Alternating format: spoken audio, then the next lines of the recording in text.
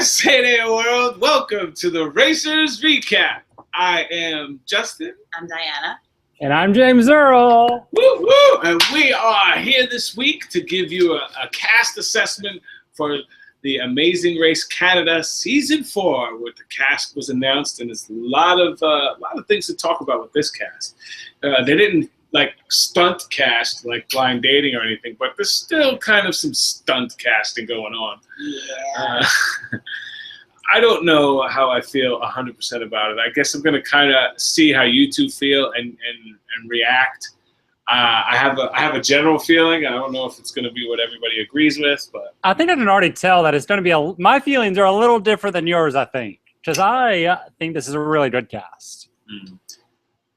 That face. Oh yeah, it's so diverse. Okay. Yeah, go ahead. And we're also going to be building leg 2 of our perfect race, which will be hosted this week by James Earl, who I'm really looking forward to this leg because it's a place that I wish we would have got to visit on our Amazing Race. So stick around for that. But first up, Amazing Race Canada 4. Overall, first opinions, first impressions. So this is how I organized it. I almost made like a peace sign and did male, male, female, female, and then male, female down at the bottom. And you could just visually look how light my male, male and heavy the female, female. They're going really heavy with the girls. Well, if you think about it, there's 13 out of the 20 people in the cast are female. Yeah, half the teams are female, female. Right. So, I mean, here's the thing. I don't have a problem with it, but I think it's very obvious that they want a female to win. Yeah. Because, like, no matter how you cut it, a female will be in the finale. I know no spoilers. I know no, rumors, no nothing. It's math. Yeah. A female will be in the finale. Absolutely, because there's only, I don't know how to do the math for that, but there's only 2 teams of male, male. Right. Yes. So there has to be a female third team.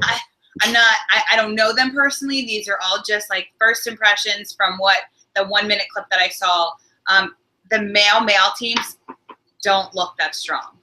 Oh my God! They opinion. Purposely put the weakest male tomes ever on the race together. Oh, I think that's a little mean now. Oh come Yeah, on! I don't They know about purposely put weak weakest. teams. No, I don't know how strong or weak they are, but I think like Stefan and Antoine, the father and son duo. Do you want me to just jump to them? Yeah, we're just overall. Okay. We're gonna run through them, but you could just give your first impressions. Well, No. Can I say one thing before you jump in, like specifics? Yeah. Did you really think the Day brothers from last season were going to be one of the stronger teams looking at them? No. I know your answer. Your answer is no. Are you talking about what, Canada? Yeah, Canada. Oh, I don't know if I know the teams like that. Yeah, she was weird. They made the finale. Well, we watched it. I don't know that I took notes. We studied it like that, so she wouldn't. But when did it air? There's a lot of people. There's a lot of surprise teams that make it, but there's a lot of times, the majority of the times, there's not a surprise team that makes it. That's why they're called surprise teams, because they don't make it that often. It's a surprise, right? I mean, that's fair. Statistics will say after 30 seasons, like Kristen of course. Logan. Would Kristen Logan be our surprise team? No, because they were strong. They're both strong. Yeah, but I think everybody thought they would have deconstructed or blown up. Yeah, self-imploded. Yeah. All right, do you want me to? All right, well, now let's go. Let's just kick it off. Who do you want to start with? Is there somebody specific? I'll just go by my chart. Okay. So the first one I have is the male team, Stefan and Antoine, their father, son. My first initial, I don't know if you got to see the videos, James Earl, but Justin had a secret computer hack thing. I saw some of them, not all of them. Okay, so Justin did this hack thing where we got to see these 1-minute quick clips. You just go onto Firefox, and there's an add-on. There's an add-on section, and you click the word VPN, Virtual Private Network, and then the first one, I clicked on the first one, and what it does is you change the location that you're broadcasting from. So you would click Canada, and then click OK, and then that's it. So from now on, Mozilla thinks you're in Canada, and you can watch anything in Canada. So that's the way that I did it. Perfect. And we watched some of the preview videos. All that being said, I did get to see Stefan and Antoine. So yes, go ahead. They're both from Montreal, Quebec, Canada. Oh, Cooper, I was going to snap you. All right, just really quick. So the only word I wrote down for them besides father-son was goofy. And I don't know if that just screams like a strong winning team for the Amazing Race to me, but they're just very goofy. I did like seeing the videos. No, just do what you do. I did like seeing the videos. I thought that was a good way to get a glimpse of who they are in a quick minute. But my first impression was goofy. Yeah, this light, I can't get the lighting That's right. not working. Oh, well. I thought they were adorable. I will say, I think Stefan is the weak link of the team. That's Dad. Dad, yeah. Yeah, Dad. I think he's the weak link of the team. I do think they are adorable, and people are sometimes full of surprises. Do I think they are the strongest team of the season? No, not by first impressions. I want to be surprised because I find them adorable and charming. And I have to look out for my little LGBT brothers. So I was gonna say, is it father and son? Are they both gay? No, the son is. The son, okay. He's cute. Yeah, he's a little hottie. They both say that they can't leave home without their phone. Oh, Antoine's celebrity crush is Matt Bomer from one of the Magic Mike studs. Isn't that your celebrity crush, Justin? No, mine would. If it was a male, it would be Vin Diesel. If it was a male. No, actually, I'm sorry. If it was a male? If it was a male, it would be Ryan Reynolds and then Vin Diesel. Okay. I think Ryan Reynolds is like he's like everything that if I was like my perfect self, I'd be Ryan Reynolds. So humble. I'd be okay with that. Sorry. Oh, that's great. So, yeah, Stefan and Antoine, they didn't seem like the strongest team, but it's all going to be about if they're tenacious enough, if they have, the tenacity of like the Guidos to be able to do the little things to make up for some of their weaker points, So I think if they have the tenacity, then they have a shot. But if not, they just seem kind of goofy. Yeah, I know, but playful. looks and first impressions can be deceiving. But that's what first impressions are. They're the ones that are supposed to be wrong. Right. You shouldn't have the right first impression. So I don't feel like I do this as like politically correct. I do this as what it is, first impressions. Yeah. And Goofy's not meant to offend anybody. It's just, no, they're like playful. And Antoine are watching. So do any of us have them in the final three? I don't. No. I can't say I have them in my final three. All right. So they'll be one of the teams that eventually will be in the dust and not in the finales. So who's next on your list? All right, I'm going to jump to a female team with Kelly and Kate. They were the Asian friends. My note was first eliminated. Their 1 minute video did not scream. Kelly and Kate are tiny Asians who opened a fitness business together, targeted for Asians. Oh, because they say Asians are skinny, but she says it's okay to be skinny, but we could be fit. So that's kind of their thing, is to be the fit Asian. When asked what if they have what it takes to win the Amazing Race, they said yes, because we are, quote, fun, fit, and fearless. James Earl, what do you feel about those three things being what it takes to win the Amazing Race? That little alliteration is just adorable. I would be shocked if they made it halfway through the season. Yeah. Only because they are small little people. And some of these challenges, you have to have a little bulk behind you. You have to. They'll be good with endurance challenges or and here's the thing, limber. They look very limber, like those. I'm not knocking females, because I think there's like 3 or 4. I think there's actually 5 females I can think from this cast that would kick my ass. So it's not like I'm like knocking the females. I think these two specifically will hit a brawn challenge, kind of like the poker players, Tar 16, I think. Mm-hmm. Where they just hit a challenge and they physically could not do, and that's what I see them having a downfall with. Okay, you kind of brought up an interesting point though, that there might be a challenge that physically they can't do because of the giant majority of female teams. Do you think that the challenges might be geared towards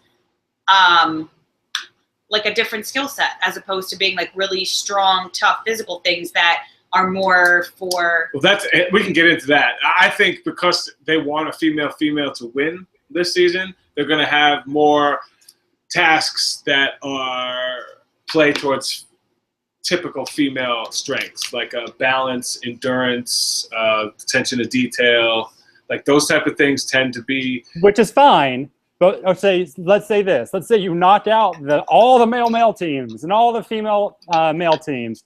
That's still 5 teams. Right. So let's say you get down to those 5 teams. If I'm talking to the girl teams, I kind of think they're at the bottom of the chain. The girl? Oh yeah, the Kelly and Kate. Oh yeah. Even if they do like lean it towards females, let's just say they just put it like who can birth a baby first. Yeah, but maybe their fitness, maybe their fitness skills and business will come into play, that they look deceiving, but maybe they're really tougher than what they look or seem like. My point to that was to say that you're looking at them and you're saying they're so tiny, it's going to be hard for them. But if they build a season that's catered towards that, then that weakness now becomes a strength. I still don't see it. Yeah, but even ranked amongst all the other women on the team, they still are the smallest. Yeah. And I'll be damned if I was against a small girl that I'd let beat me. Well, I mean, there's a girl team here that I think is studs that are going to be rocking this season. Yeah, There's a couple that I'm just impressed with. Kelly and Kate's fun, fit, and fearless thing. I don't think that's what it takes to win. Yeah, Kelly and Kate. Anybody have them in the final three? No. I think we all have them in the first three. First three eliminated. Here's the thing. I think they're going to use their looks to get by a little bit because they're adorable. Yeah. And they don't speak French. No, I don't think I think Stefan and Antoine speak French, but I don't know if those do. And Rita and Yvette speak French. Yeah. But what are the chances that they're going to France? They've already been to France once, and they don't leave the country like once or twice a season. Right. No, I mean it's true. But there's a lot of French-speaking parts of Canada that they can be dropped in, but most of those people speak English too. So. All right. Next on the list, we have Frankie and Amy. They are a mother-daughter. They were the color-coordinated Fire and Ice girls. Which I love. I love that they like made up this whole little storyline just based off their clothes. Yes. And hair color. Right. And the thing is, too, the little nuance that I like that I think people at home sitting down won't pick up on is you have this one who's saying, like, she's a fiery, like, temper, like, we'll get shit done. Excuse my language. And you have the other that's kind of, like, chill, laid back. I think that balance, if they can balance it well, and if they don't tip to more than one side, will take them far. Because you need that person that's just going to drive, but you need the other person that can pull back. Right. So if they can find that sweet spot, they're good. I think one of the things that maybe was a hindrance in her life for Frankie, because she had Amy when she was 15 years old, and she got kicked out of a house for it. So she's been a fighter her whole life, and she's got this fun, playful personality. Like she's got something to prove. And she's only 15 years older than Amy, so those type of families, when you have those young babies like Nisi and like their relationships, I think can be really strong and build for a really good team, because it's always been us two against the world, and I think that's going to play in, and they're either going to be one of the strongest teams out of the gate, or they're going to just explode and not make it past the first three. I feel like when you are that close in age to your mom, it kind of gives you this different, like, we're not just mother and daughter, we're friends. A team, we're friends, though. I mean, like, you and I are 10 years apart. And and they both work in a hair salon, and you see the Fire's got red hair, the Ice has got the light gray, kind of bluish tint hair. So they're going to be a fun team. Cool. Also, can you see Frankie? Frankie's the mom with the red hair. Can you see her taking no as an answer? Let's say, like, no. Let's go back to Justin's example of the little taxi driver at the end with like the $100. Can you like imagine her being like, oh no, that's fine? I think this woman would like fight tooth and nail. Yeah, I love her. Well, she would not have gotten out of the taxi.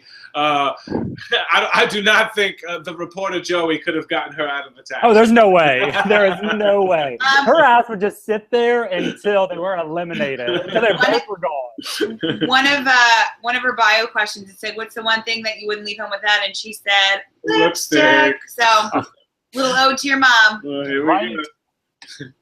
All right, who's next up? Next up, we're going to go to, let's do a male-female team. Jillian and Emmett. They were the BB Canada 1 team, the X's. I think this team is the strongest looking team. If you just look at them physically, both young, both in shape, both got a head on their shoulders. Jillian already won Big Brother Canada, so she's... Emmett came in third. So she's smart. And they're competitive. So they're competitive, they're smart. The only thing is, if it's like America, they'll try to get rid of them quick because she already won Big Brother. But that is true. But here's the thing: you know who they remind me a lot of is Tim and Marie. Oh no! But like I had to go back and I'm going to be honest. I'm not like a Big Brother Canada expert, so I wasn't very I didn't know much about them, but I've gone back and researched. Their exes, they're kind of like, they kind of dominated that season, and they became like Canadians, sorry, love them. But I think we're going to see some Tim and Marie action. Yeah, I got some like wrestler vibe from them. Like they're kind of going to be a spark there. Exes, but they're really good friends. They're probably going to have a lot of arguments. If you guys want to follow along, it's ctv.ca, and you just click on the Amazing Race, and you can see these bios, and you can look at them. There's some fun bios, so you can follow along. And just for the record, when I was talking about Kelly and Kate, you know, I had a lot of females that could kick my ass. I think Jillian is one of the females from this team that could absolutely like destroy me. You can tell she's a gym rat. She definitely looks the part. Yeah. And they're one of my picks. I have them in my final 3 for sure. Do you guys have them in final 3? Yeah, I had them. This is one of my teams in the final 3. And also, I didn't mention this, but Frankie and Amy also had in my final 3. Yep, I had them too. Okay. So I don't have them in. I like them in the final 3 because of their quote. Always race like you're in last. And if they can legitimately race like they're in last every time, they won't be last. Unless they're crying. Here's the thing though, like that you never want to you don't want to race like you're in last because you make mistakes. And sometimes you give up. Like how many teams do we know that have given up when they've been in last place? Oh, I'm just saying not like in Amazing Race, period. Sometimes when you're in last place, you just like Kurtenbergen. Stop. I can tell you, Mom and I did not. We pushed. No, but there never. have been teams in the past that have given up when they know they're in last place, and some teams that fuels the fire to keep going and to keep pushing forward. Yeah. All right, so we all have them in our final 3. So it's a first appearance, first look. Is very strong for all of us. All right, next one, back to a male-male team with Anthony and Brandon. They're friends, and they've only been friends for just about a year. What do you think of that, James Earl? Here's the thing. When you're talking about Tate and Kelly being the first ones out, I disagree with you. I think this team is going to be the first one out just because they don't know each other that well. They seem kind of goofy to me, and I just see them, I don't know. They're definitely goofy. My gut is telling me that they don't have their head in this game, and it's gonna kind of backfire on them. I don't know. See, I definitely have them going out first 3, but I don't think first because they're doing it for Zoe. They're doing it for a coworker. They have a cause. So no, it's one of their nieces. Oh, sorry. I thought it was it. No. So doing it for Zoe, which needs to get her a van, special needs van.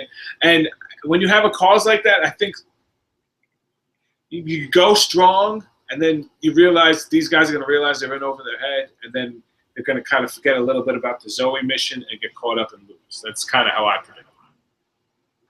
Yeah, somebody said, Angelica in the chat room said blind date teams didn't know each other, and they got all to the final 3. So yes, sometimes that works better because you're scared to offend people that you don't know that well. But also, no. But these two know each other. Brandon and Anthony know each other. They just don't know each other well. There's a difference. Yeah, There's definitely a huge difference. No, definitely is. They're also a mixed race couple with the mixed race pair, which there's not too many of those in Canada. It's not a lot of not as much of a melting pot as it is here in America. Yeah, I don't have any other notes for them. Just I don't have them as a final 3 I have the first 3 out. First 3 out. I didn't mark My that. gut's telling them they're out first. My gut is telling me they are out first. All right, where are we going next? next? Next is Ann and Tanya. They're the 40-year-old single moms, and they wear the leather pants in their little videos. Yeah. So. Before we do this, there's not a lot of people hanging out, and I understand it's Father's Day, and I really appreciate you spending time with us. But if you guys could let people know that hey, we're still live on Father's Day, it'd be awesome. So a little like, a little share, that'd be awesome. All right. So here we go. We're going with the hot moms, the 40-year-old in leather pants. Tanya. That's not going to be practical. What are they wearing? That's what I'm saying. This. Oh, I don't know if you can see though. This pattern of clothing. It's like leopardy. It's like zebra. Yeah, it's like zebra. 3D mind mess. I just remember when we were shopping for clothes, we were told not to do anything. They can't wear that on the race because cameras are going to blur. I don't know. It's just like that's their trick. They're trying to like blend in with their surroundings. So yeah. But I actually have them in my final 3. I think the experience. Really? I do. I disagree with you completely. Me too. That's totally fine. One looks like she's gonna eat the other. Well, I think one is big. One's big and strong, so they're not going to have like that weakness about them. Amazonian so she'll have the strength. So they'll have like a male-female type strengths where one is big and strong, and the other one is more of a short and spunky. Short and energetic. I think that they have something to prove. They got that mom thing going. Come on, if the gutsy grannies could do this well, I think these two are going to do really well. Somebody called this like a zebra leotard, and I'm just baffled at why you would want to wear that. You'd have to take it all the way off just to go to the bathroom. Here's the thing: it's not a flattering outfit. No. But hey, listen, I'm not here to judge the outfit. No, but that's the trick. I think they're going to be decent racers. When you have those lines, it makes your waist look really thin. So it is flattering visually, like it makes you look small, but it's not visually attractive. But they're little hotties. I'm not like knocking them down. I'm just like, they're I can't get past the outfit to even talk about like racing ability at this point. Yeah, and the one video they had leather pants on. That is not going to be okay to race in. Don't wear leather pants. All right, moving on. Wow, so that's how you really feel. Yeah. Moving on, male, female. Julie and Lowell. They are I guess they're married. They have 2 boys. Yeah, they're married. Yeah, but Lowell is legally blind. He has, I forgot the name. Retinosis. I can't even get it out right now. Yeah, Doc. I'm struggling. Retinitis pigmentosa. There you go. Hey, what do you say? This is James Earl. Can you see this picture? I can. Oh, cool. So this is a sample. No, I can't. Sorry. I'm guessing porn stashes now. Sorry, I didn't know if I made it smaller that it didn't screen share anymore. Okay. No, but this is an example of what it looks like. This is what he sees. So the normal view, right? Yeah. Is probably you could see. Yeah, well, you have a peripheral vision, and what with the retinitis pigmentosa, it reminds me of just having like a monocle. Yeah, and just seeing the zoomed in, because look at the house. That's the only thing he can see. He doesn't see any of the color around it. Do you think he has a chance to really be able to do something with something like this, like on the race, James? I really want him to. Like, this is a team that if you took away that fact, I think they would do really well. I think they would dominate. And, like, I want to root for them because of this. Yeah, me too. Here's the issue with that disease, though, is, like, he has no night vision. Like, when it becomes dark, he is blind. Like, that little dot you see, he won't be able to see. Right. It worries me. There's got to be some sort of night leg. They can't have a season with no night legs or no legs at night at all. Something's going to happen at night, and I want them to do well, and I'm rooting for them. But I think each lead they survive is a huge accomplishment for him and everyone else afflicted with this disease. Right. I agree. Yeah, so there's the view right there. If this one's presented to everyone, just making sure everybody can see this. So besides that, though. Somebody said Turquoise Star said the obvious concern is him getting stuck in the wrong roadblock, which that's something that you can't plan for that. Even night legs, we kind of had some legs that took place into the night, like India. It started to get dark. Our whole leg was that night. I'm just saying. Yeah, yours. The Argentina leg for us, we landed at night and we had to get to the church and grab a number, but then it kind of stopped. But maybe they're just going to design it in a way that's not a challenge for them, or it could just be. He's in great shape. She's in great shape. They're young. I do hope that they overcome this and his vision isn't the reason that they get eliminated. I would love to see that it's just from unforeseen circumstances that eliminate them. And could we have really predicted Bethany to do as good as she did with one arm? Like, she beasted challenges with one arm. I'll never forget her doing the tanning in Morocco, and she's riding the bike and balancing with one arm, and I'm thinking, oh my gosh, people are struggling. She took her shoes off, she grabbed it with her feet, she was like, she didn't care. Oh, I love her, man. So I hope we get to race. Yeah, I hope Lowell is somebody that sets a positive example for people that have a visual disability. Yeah, he's a good-looking guy. I feel like they're going to get stuck up on one thing. I feel like, here's the thing, I'm losing a lot of road challenges, but the one that's sticking out of my head right now is our Netherlands roadblock, where you had to look at the painting, find the detail, run all around. Yeah. You imagine him doing this one. Can you honestly tell me like he would not struggle with that? Right. And I feel like an awful person saying it. No, James. No, I mean, you're not saying anything that's disrespectful. It's first impressions. Yeah. We have no idea. And it's nothing that's disrespectful. You're being honest. I mean, yeah, you're not saying anything that's mean or rude or. No, not at all. That's my job. No, I'm rooting for them. I really want them to do well. I just can't see 11 legs of a race that he can participate in fully. There's got to be something along the way that's going to stop him. Yeah. But roadblock selection is going to be key for this team. Yeah, definitely. Yeah, they'll have to pick something. Does anybody have in the top 3? No. All right, so I have them in the middle somewhere. Yeah, I think they'll do well, and I hope they won't be I hope first that they do well.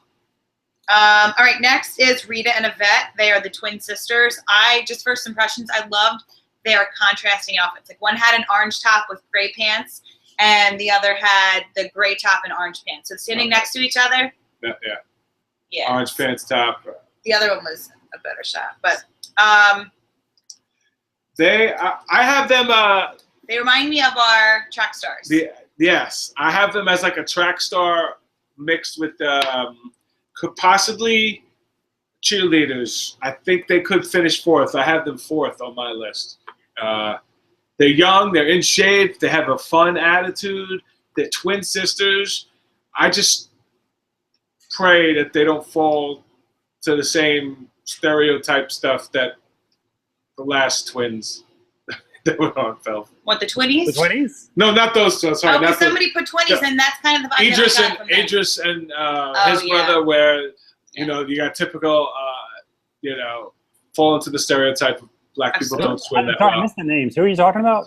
The 2 doctors, Idris and Al something. I know what you're saying. Yeah, the 2 doctors. Doctors that couldn't swim. Yeah, so they fall right into the stereotype of, a lot of black people don't know how to swim. So then I feel like that should have been something that if you don't know how to do, you make sure you know how to do before you go. Yeah, swimming is definitely something you're going to do at some point during the Amazing Race. Oh, absolutely. No, but I compared them more to like a 20s. Nadia and Natalie. Yeah, I kind of feel like that. I think Nadia and Natalie are super strong. I think that they're stronger, but again, I kind of feel like they're with it. They're mentally, they seem smart. You think they're going to be like the annoying team? Her hero is Jesus, so they're not annoying. She's got the 20s are. I don't think so. During the race, come on, that's part of their strategy. They even said it. They say when they kept saying 20s, the reason they said that was to annoy the other teams. Right, but I don't think that makes them innately annoying just because they're pestering other teams on purpose. Listen, if I was annoying, if anybody thought I was annoying, like I wasn't doing it on purpose. They were doing it on purpose trying to be annoying. That's the point, though. You weren't doing it on purpose. You just are that. That's just who you are. Oh, Justin. So Yvette and Rita, I have 4th on my list. I think they could be a big surprise. I like the fact that they're twins.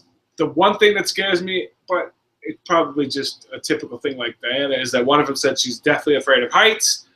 There's going to be a heights challenge, so I just hope that do it and you ride. Yeah, just suck it up. You just have to suck whatever fears or whatever you have during the race. You just have to suck it up and do it. I say to people all the time that the scariest thing, I don't know which was scarier for me, really, bungee jumping or the Macau challenge, because bungee jumping, like, I was terrified, and they try to, like, edge you to the edge, and I said all of a sudden I had this, like, eerie wave of calmness just come through me, and I jumped before they even got to 1. But I don't know if I was more scared of Macau when I had to jump into the water, because there was no rope to catch you. It was like, and if I screw this hurt. jump up, I'm going to mess myself up. So. Yeah, and everybody got hurt from that jump on our season. Everybody did it, so. We understand that pain. Melissa Baker says not everyone just sucks up the height thing, but I think they do. Like, look at Sherry and Cole. Sherry was crying. But not everyone does. Not Mita. Mita didn't. Or is it Cannon? I forget which one is which. I don't remember. Cannon is the country star. So it's Mita then. Yeah. He didn't. Yeah, but how long ago was that? It's very rare. It is rare. Yeah. But it happens. I love to see it happen. I also love seeing people get crippled and then overcome it. I love that too. Yeah, like Sherry, that was such a, like, I think that brought tears to my eyes because you could feel just from her face how scared she was, and she just kind of knew that she had a teammate, her son, who was counting on her and just did it. All right, where are we going next? We are going to Joel and Ashley. They are the father-daughter team. I don't really have any other notes about them, though.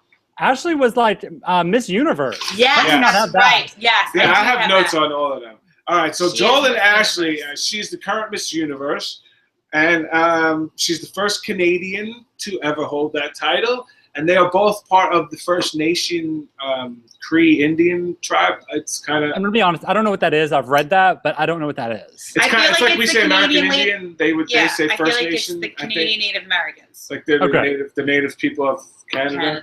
For the Canadians, French, well, I don't know my history, I'm sorry.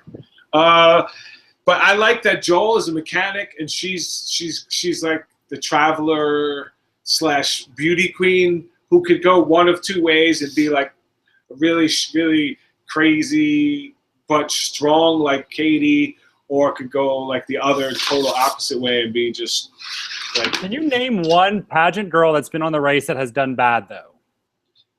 Because I can name 50 that have done good. Katie? Wasn't Katie not good? No, they finished like third or fourth. Third. Yeah, and they won a leg. Mallory, from her and her dad, they did really well. True. What are some other? There's like been a ton of pageant girls. Yeah, there was Dustin and Candace. They were the first ones. They were the first like female team to really do well on the Amazing Race.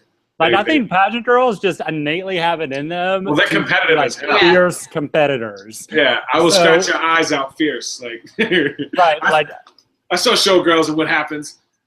Here's the thing, I am so glad we don't have to race against any beauty pageant people because I would be deathly afraid of them as competitors. Yeah. So where do you guys have them? Do you have them in the final? Middle. I have them in the upper middle. I'm not sure how they're going to do. I really just depends on, I don't know. I just don't know how. They're kind of the wild card for me. Yeah. But they're going to do well. I just don't know how well. I had them right about 5th or 6th. Turquoise. Oh, yeah. Damie from Jason and Amy, they won, and she was a pageant person. Right. But Turquoise Star said that Joel and Ashley are the first fully Aboriginal team. Aboriginal? Yeah. I'm sorry.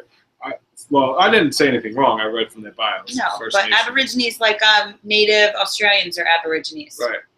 Like Conway is Maori. That's like a Native. That's it. Yeah. Gotcha. So I get a feeling looking at them, this will be a strong team along with Jillian and Emmett. So that was Turquoise's assessment of Joel and Ashley. But yeah, I have them middle top. And we also got to state there's only 10 teams racing. Yeah, I thought that was a little weird just because didn't they have 12 last season? Do you think there's going to be a start line surprise? Is there a twist at the start, do you think? To get that 11th team, maybe? Maybe, but here's the thing. If they were really going to, like, save something, wouldn't you think they would save Emmett or Jillian and Emmett? Like, if they were really going to do a stunt casting, wouldn't that, how can you top that? True. Well, no, because that's the press leading up. Like, oh, look, they're on this. That's the press leading up. And then it's like, oh, it doesn't have to be that crazy of a people. It just could be any kind of twist. And two, why would you not then advertise a twist, like for a special start line surprise? Because if you start saying that and then you're like, oh, there's only 10 teams, it's probably the twist is going to be the 11th Somebody said maybe no more, Melissa Baker said maybe no more non-elimination. I'm okay with that. But, I mean, James Earl wouldn't be okay with that. Wow. What?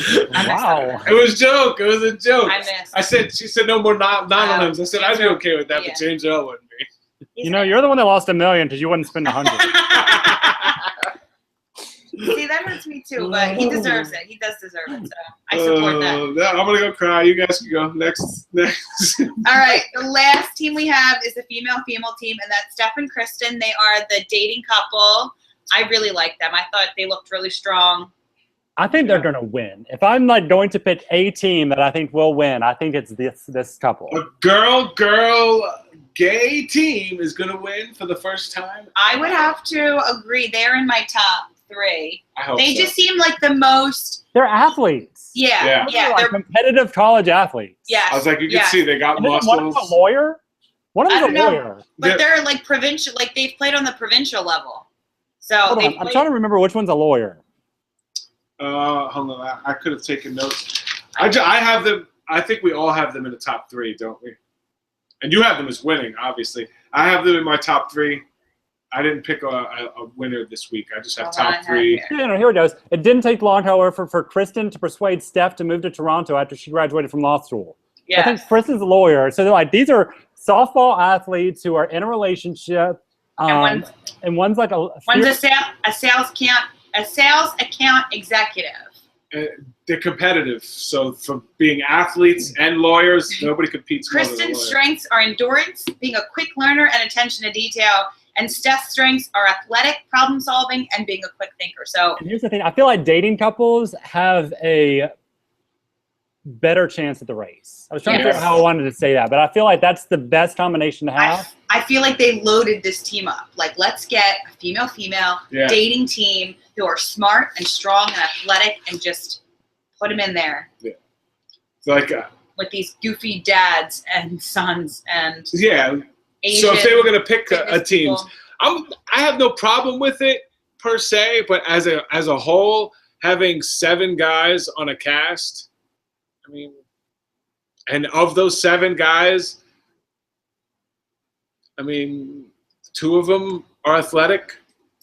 We don't really know. I think there's more than 2 that are athletic. And we just looked at of who? The dad, the 2 goofy. Anthony and Brandon could be athletic. Lau's athletic, and then Emmett's athletic. Who else? Joel, I'm trying to remember. Dad, what does he look like? I mean, Joel and Ashley. He's a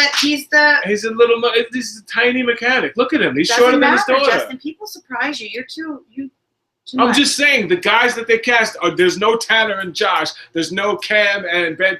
Cam. And that's fair. That is fair. There's no like guy team on the race. There's no Gino and Jesse. I get it. No Curtin Brody. There's no muscle at all. There's no guys. Anthony and Brandon. Look how big Anthony and Brandon are. The most muscular guy is the blind guy. No, look at Anthony and Brandon. They're both big. You don't know how tall he is compared to him. 4 foot nothing. He could be 5'10", he could be 6'2" for all you know. They're going out first 3. Oh, gosh. Justin, do we need to show like your man boob running on the beach again? Listen, I defied the odds. I built my lower body. I said that looks like a pretty strong team. This guy's 5 foot nothing, and he's barely 6 feet. You're making that up. You don't know that. You're making that up, Justin. You just want to hear yourself talk. Listen, I'm just saying we're doing first impressions. We're making snap judgments. That's what we're supposed to be doing. This is a cast assessment based on the little knowledge we have. Like I said, this is literally us like judging people for knowing them for a whopping 60 seconds and 3 pictures. They've grown extremely close and share a passion for music, working out, and family. Music. Working out. Okay. Music.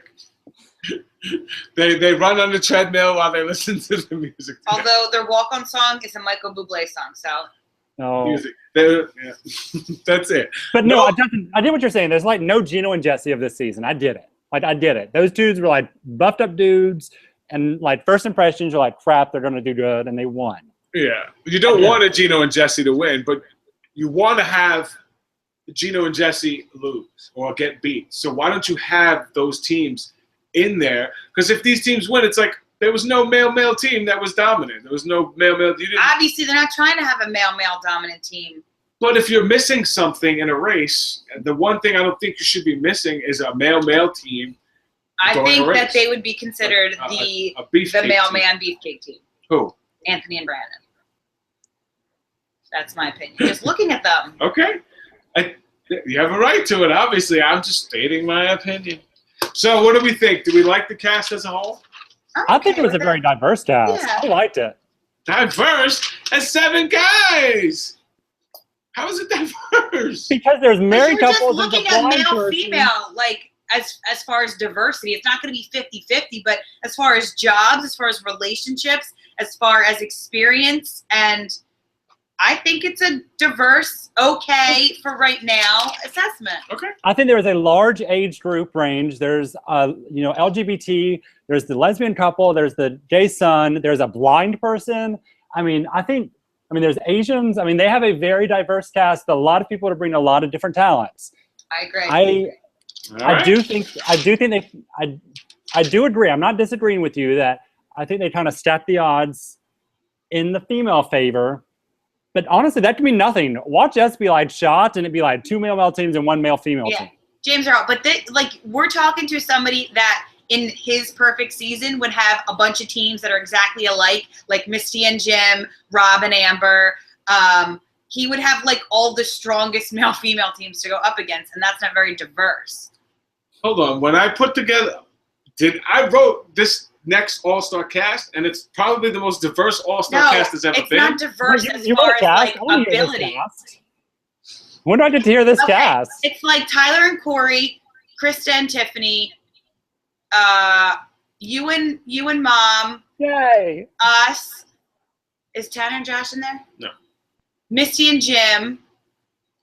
The cyclists, the soul surfers. They're like the beefiest people, most competitive. Like me. Yes, I'm just saying, like, I don't think that's Tyler and Corey are not the beefiest people. Sherry and Cole are not the beefiest people. That's my point. Is like no. I think it's a good season. Don't get me wrong. It's a diverse cast. It'll be a scary as shit season to run against. Can you imagine looking at the starting line and looking across all these people? Yes. That would be such I would a play great differently. cast. Where like before we didn't want a U-turn, I would try to get like the strongest team out in the very beginning. I would have a totally different gameplay with Bring a it! team like that. I don't want anybody to ever say there was a weak cast on any season of The Amazing Race ever. That'd be the strongest cast, I think. That's what I would.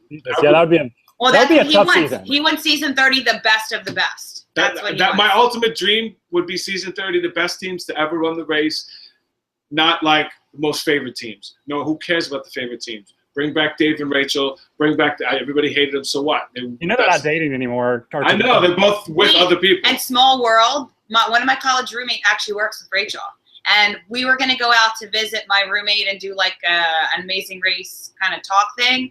And she was going to set up us to hang out with Rachel. Yeah, bring back Eric and Jeremy. I don't care if Eric won with Danielle. Eric and Jeremy were one of the most dominant teams to ever run the race. Like, they have to be up there. That type of thing. Bring back the teams that.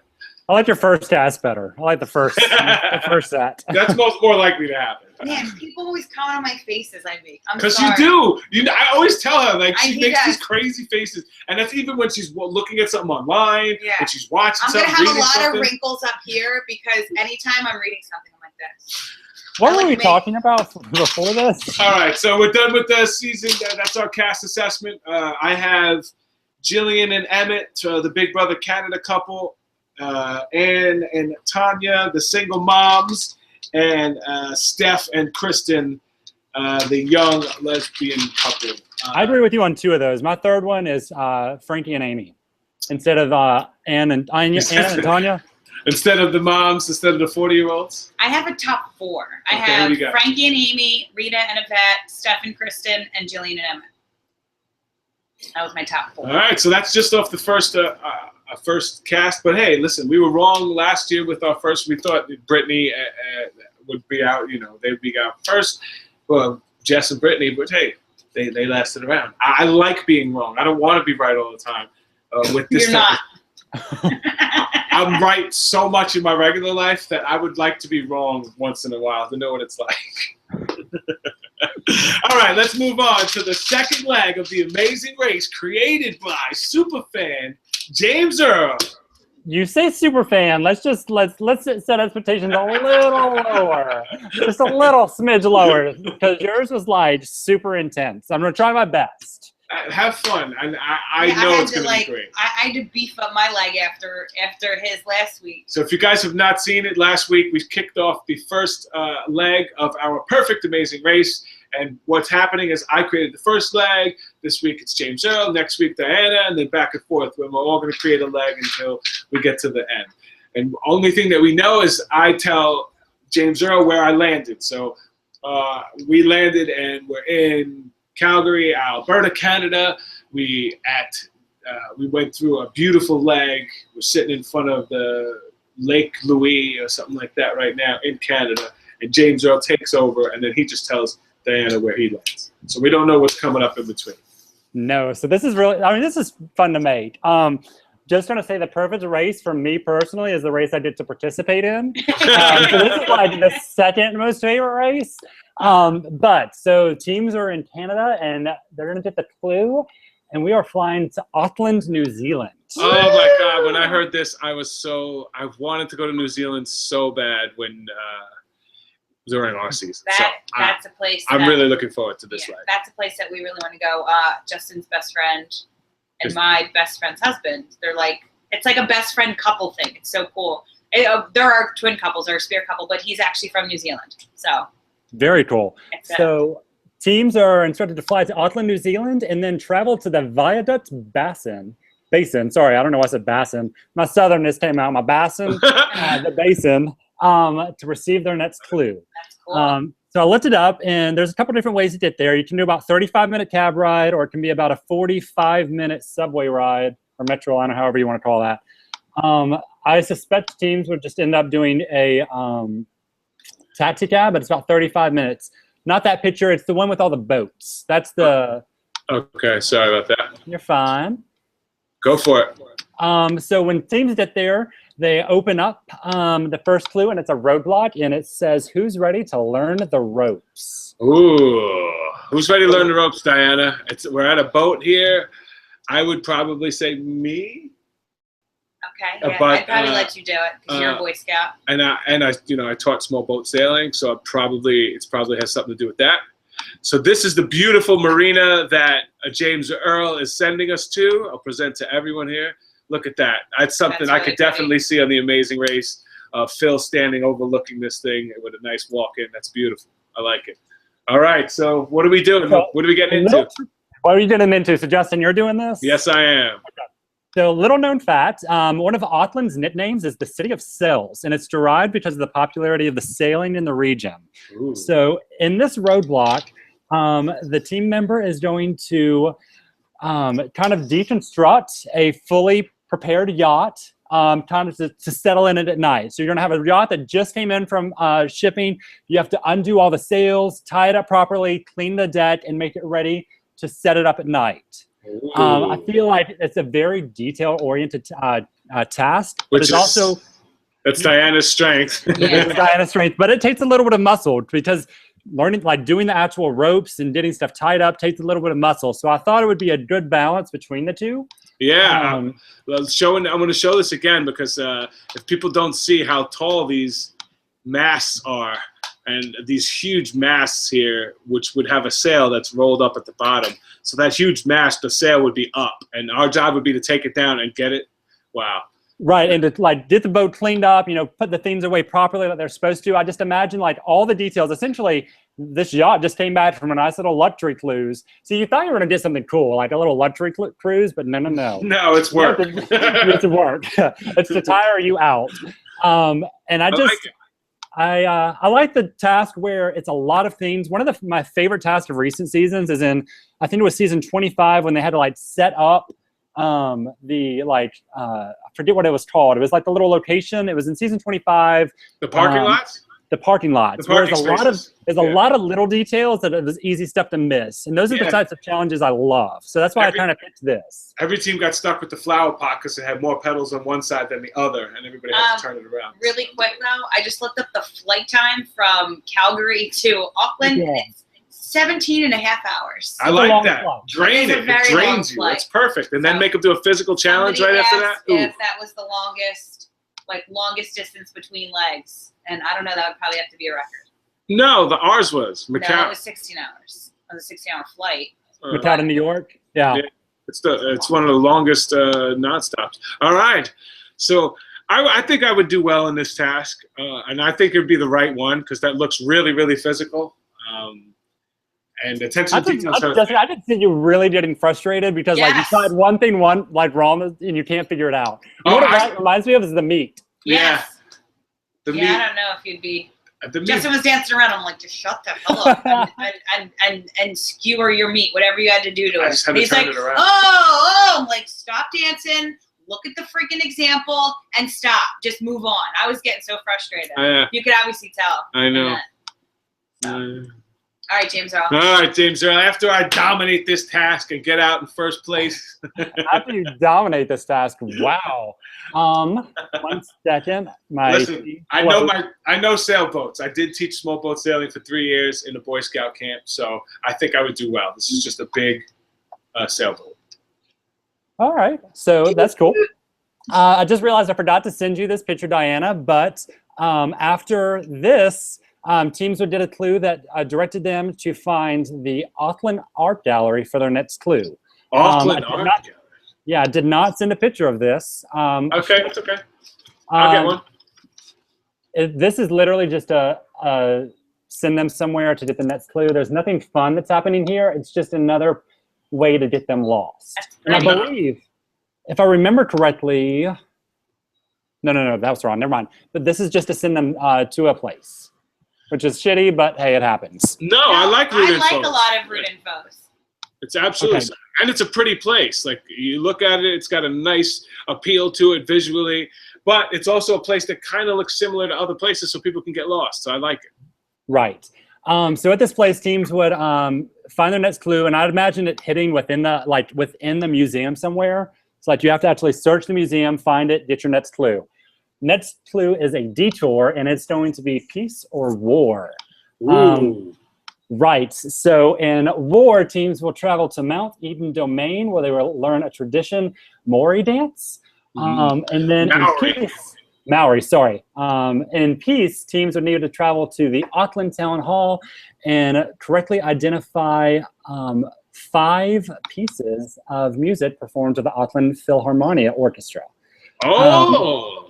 So I can go into a little more detail, but I'm just trying to give you imagine what would be in that first little pamphlet of clues. All right, so what would we do? What would you do? Peace or war? We would do war because, like I said, our best friend is Maori, and he actually did the war dance, the haka. So and that's sorry. I just want to say that picture is like a view of Mount Eden Domain. That's beautiful. Nice. That's so that is awesome. I love the visual. I could definitely see it as something that would be on the Amazing Race. And this is the other place that would be on there. So I think we would do war, though. War sounds like something that would be a lot more fun and a lot more up my alley. I wish you could share. Justin, do you mind showing a picture of the Maori dancers? Because absolutely. I want to make sure people get a visualization of this. Would we have to dress up like that? You would have to dress up like that. Oh, my God. Yes, that'd be I would love it. So we can talk about war first. That's what I want to do. Yep. Essentially, you would travel from the here's the thing I didn't tell y'all though, and this this is always how it is. So to go from the museum to this place is actually a little bit longer distance than to the town hall. So y'all spent a little bit more time, but I think the time is well spent. Right. All right. So teams would have to learn a traditional Maori dance after dressing up in the traditional garb, and then get approval by like their head person. I don't know if anyone's ever seen these dances, but they are very intense. It's essentially like their dance to intimidate people. I know everyone who has ever watched a soccer game from like New Zealanders, like they do it, or not soccer, rugby. Sorry, they do it beforehand, and it's super intimidating, and you really have to get into like a character to do it. The All Blacks. And it's a very serious thing now.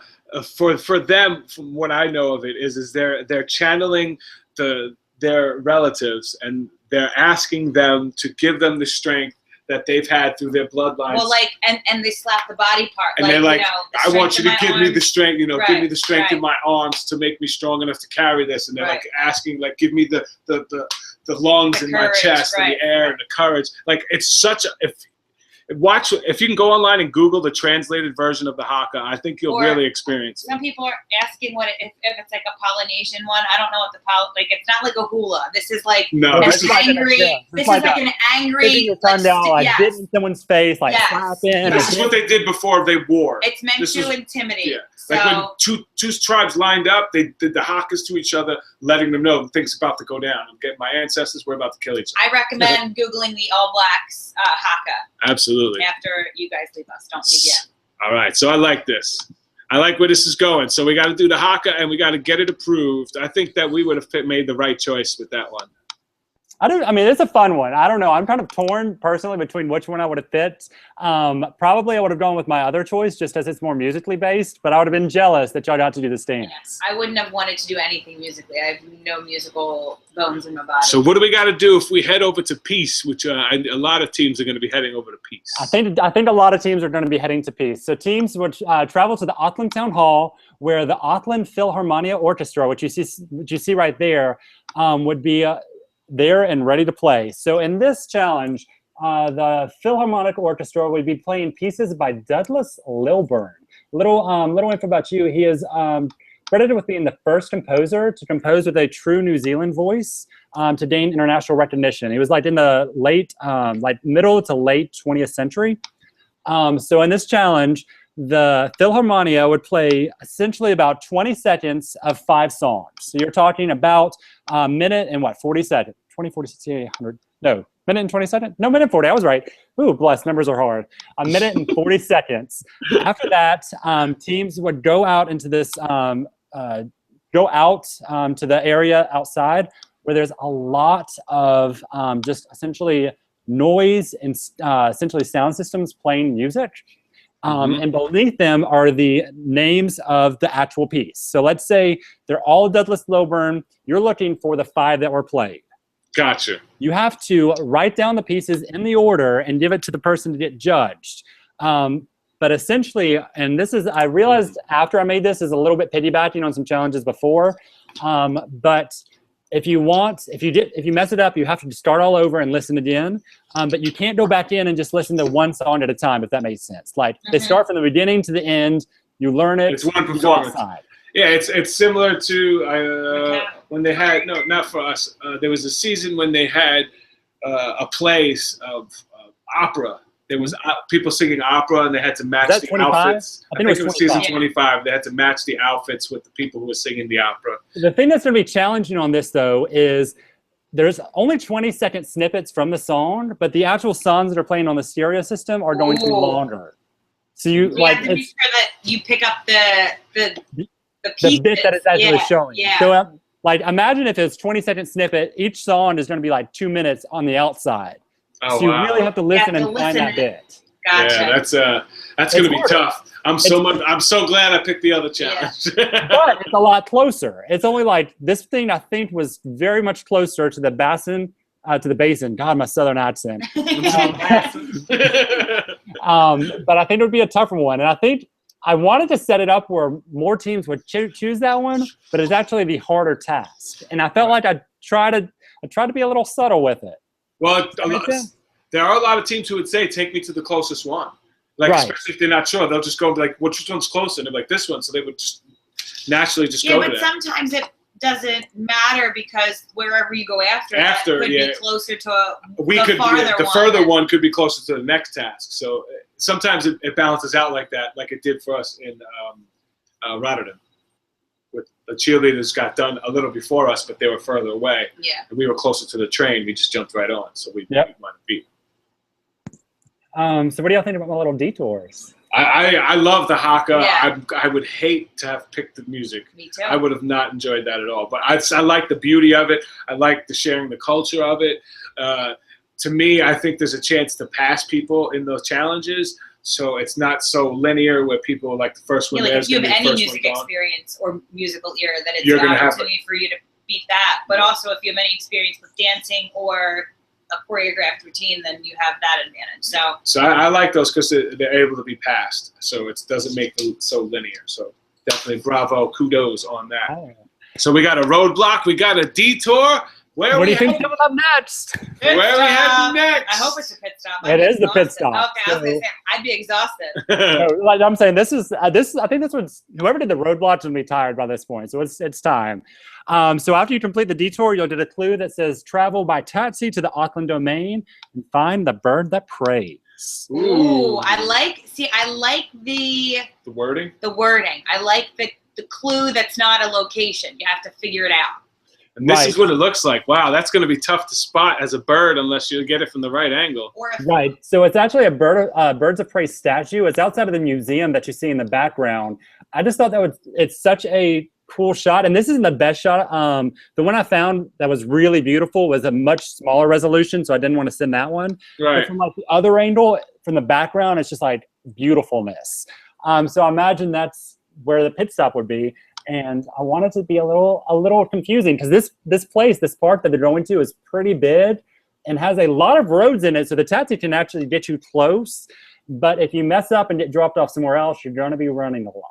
Right. All right. I like that part. I tried to incorporate something like that in mine where it's not like head to this location. It's you have to figure this location out because I always think that that's a great opportunity for some mix up in the rankings. Oh, I have the pictures here of some of my places from last week too. We're done. I'm just gonna show them on the screen as we're talking. So I really appreciate everybody coming down. I love the leg of the race. I'm looking forward to Diana's first shot at creating a leg. But I'm also putting your leg and James' leg together, and I'm gonna put it like in a PowerPoint. You're going to do a PowerPoint. She's going to make a PowerPoint presentation.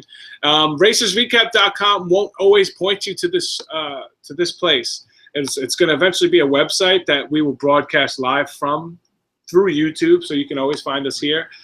But this right here is the Banff Lake that, if you listened last week, that you would go back and forth over. I think it's one of those beautiful places in Banff Park. It's also what was that's what I want to say all the time. It's also what the thing that was on the back of the money that I pointed. But here's the pit stop where everything started from this leg of the race. Just want to share that. That was on the back. Oh, that's beautiful.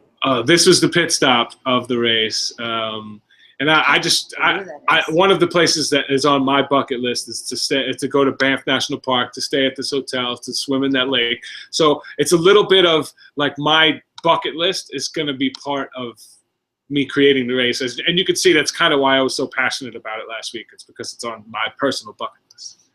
So I really appreciate you playing along. That was fun, James Earl. That was good. I'm excited to go to New Zealand. Yeah, I mean, I wish I could run that leg of the race. I also feel like a tiring leg. Yeah, I also feel like it's really far. Like to do everything that you did and then to have a 17-and-a-half-hour flight. It's gonna kill. Like it. But hey, the race should not be easy. It's supposed to be hard. It's the amazing race for $1 million. It's not like the Tough Mudder. All right, it should be a little more difficult. So this is the bridge. If you guys want to see the type of bridge I was trying to explain to last week, and over here, like people would run up on either side of this bridge. The middle goes up and down. Can you see your mouse? Can you see my mouse on the screen? I can't. No. Okay, so all right. So there's those two towers. You can run up either side of those and then take the ladder going up, and the clues would be waiting at the top of either side, so you could split up and run on either side of those. So that's kind of what I was looking at with that. James Earl, people are seal clapping your leg. Of course they are. You're getting the seal clap. James Earl's getting the seal clap. And here's the last piece of my puzzle. This is the $20 bill that you would have gotten to get your next clue. Gotcha. Oh, every time I hear that would be so tough. I have to make one change to my leg. Yes. I'll tell you after, James. Oh, yeah. Okay. All right, people. I want to get you done. Let's go watch the NBA Finals. Game of Thrones. Game of Thrones coming on. Battle of the Bastards. Yes. Go Golden State and go John Stark. Thank each and every one of you for taking time, especially on this Father's Day, for hanging out with us. We really appreciate it. Happy Father's Day to all the fathers or stepfathers or godfathers and grandfathers. Or the moms that have to be fathers because the fathers weren't there. Amen. Like Mama D, right? Was it Mama D, Mom and Dad? Get it going. Mama D. Well, we appreciate you, love you. Thank you so much from Racers Recap. Please continue to like, share, and subscribe. Later. See ya. Bye.